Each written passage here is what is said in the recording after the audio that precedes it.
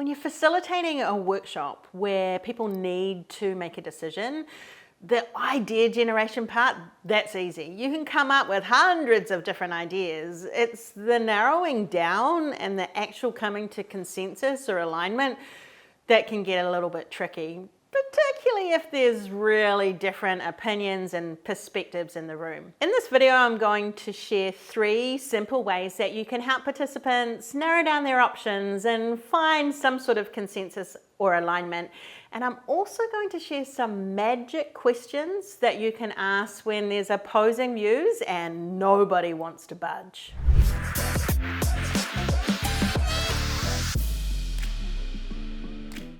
Hi, I'm Kerry Price. I'm the founder of the Facilitators Network, and I use the principles of deliberate generosity to make sure that no meeting or workshop is ever wasted. I've been facilitating for over 20 years, and in that time I've led thousands of meetings, workshops, or community conversations, and now I help other trainers and facilitators do that well too. Over the last 20 years, I have led thousands of meetings and workshops where people have had to come together and make some pretty important decisions. Some of those have been board meetings where there's like 7 or 8 people who know each other well and perhaps they think along similar lines. But other times it's been community meetings where there might be 100 people in the room and we somehow have to find some alignment or at least some commonalities towards making a decision moving forward. And what I've learned over all of these meetings and workshops that I've facilitated is there is no one-size-fits-all decision-making process.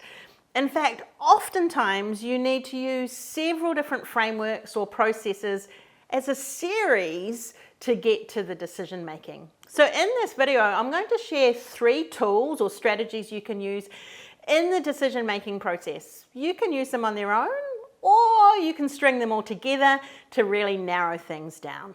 First method I want to share is called cluster consensus. And this is about supporting people to find consensus or alignment on themes or clusters before worrying about the details. Now, in my work, I most often use this method when I'm working with teams around developing a set of values for how their team might behave. So for context, what I normally do is I invite people on their own to write down the values that are important to them. So if it was just up to them and they didn't need to collaborate or agree with anyone else in the room, what 5 values would they choose to live by in the workplace? Everyone writes those down on post-it notes, 1 value per post-it note, and then I invite people to share those back into the room. And here's the clincher. As people share them back, I invite them to say a little bit more about what that value means to them. So for example, someone might say, I really value collaboration. I'll say, tell me what that means to you. Oh, that means we're working together as a team, not in silos. There's lots of cross-pollination. It's for the good of the team, not just for the good of me. Wonderful. I'll pop that post-it note up on the whiteboard. And then we go around the room and people are sharing in honesty, integrity, authenticity, whatever those values might be. And with each time, I get them to unpack a little bit of what that means. And I start clustering the things together. So one person said collaboration, another person might say teamwork, but as they explain it, they're essentially meaning the same thing. As we cluster those on the board, instead of trying to decide on 100 different values that people have expressed, we now need to just decide on 5 or 6 themes, and we can worry about the details later.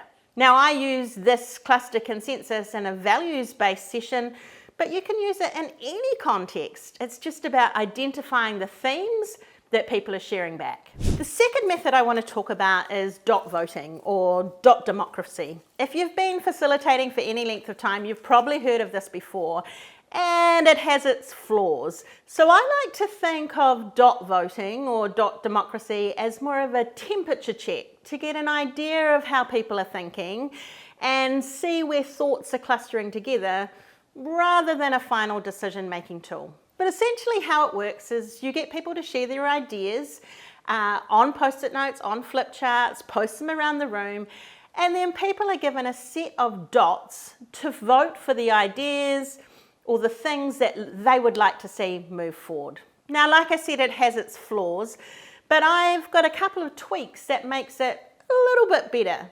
When I'm using dot democracy, I like to give people 2 sets of dots. Perhaps red and yellow, blue and green, whatever works for you. One colour dot, say the red dots, are, yeah, this is a great idea, I think we should do it, it's a no-brainer, I don't even know why we're not doing this already. The yellow dots are, wow, this sounds like a great idea, I have no clue how we'll pull it off, and there might be some risks involved, but imagine if we could.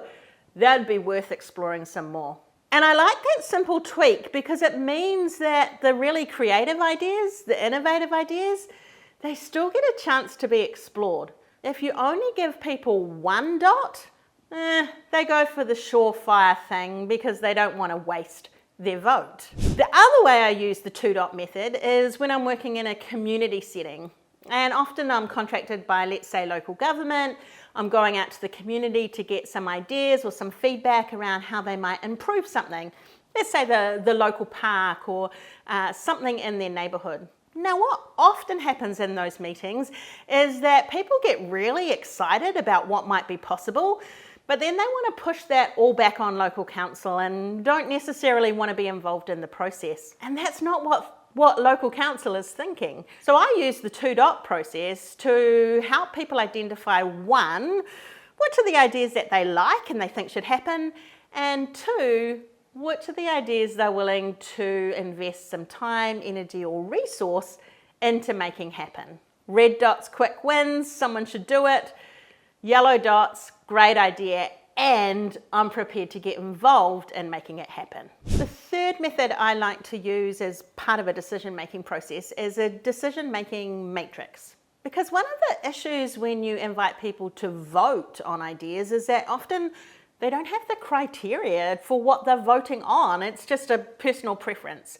What a decision-making matrix does is give people the criteria by which the decision is being made. So you'll see on the graphic here, it's a 2x2 matrix. You can decide on one axis, one criteria, and on the other axis, a different criteria. So it might be, how well does this idea actually impact on the purpose? Like, how well does it align? How much difference is it actually going to make around the impact we're trying to create? And then on the other axis, it might be, how much is this going to cost? As you start to map out your ideas onto the matrix, you might see things that are, wow, this is going to make a really big impact and it's low cost. That's a no-brainer, we should do it. Or it might be, wow, this is not going to make much impact at all and it's expensive.